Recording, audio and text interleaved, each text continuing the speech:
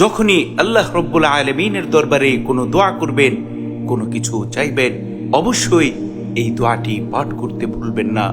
সেই দোয়াটি হচ্ছে রব্বানা তাকাব্বাল মিন্না ইন্নাকা আনতাস সামিউল আলিম ওয়া তুব আলাইনা ইন্নাকা আনতাত তাওয়াবুর রহিম।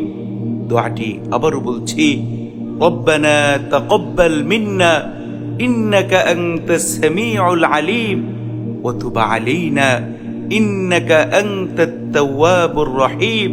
হে আমাদের রব, আপনি আমাদের দোয়াগুলো কবুল করে নিন। নিশ্চয় আপনি সব কিছু শুনতে পান এবং সব কিছু জানেন। মালিক রে, আপনি আমাদের তওবাগুলো কবুল করে নিন। অবশ্যই আপনি তো একমাত্র তওবা কবুলকারী এবং আপনি তো দয়াময়। কি চমৎকার দোয়া!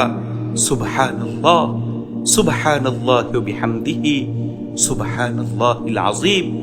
এজন্য আমরা যারা চাই আল্লাহ রব্বুল আলামিন আমাদের দোয়াগুলো কবুল করে নিক, আমাদের তওবাগুলো কবুল করে নিক, তাহলে অবশ্যই যখনই আমরা দোয়া করব, এই দোয়া পাঠ করব, রব্বানা তাকাব্বাল মিন্না ইন্নাকা আনতাস সামিউল আলিম ওয়া তুব আলাইনা ইন্নাকা আনতাত তাওয়াবুর রহিম। যদি আমরা এই দোয়া বেশি বেশি পাঠ করতে পারি, তাহলে ইনশাআল্লাহ অবশ্যই মহান মালিক আমাদের দোয়া কবুল করে নেবেন এবং আমাদের তওবা কবুল করে নেবেন।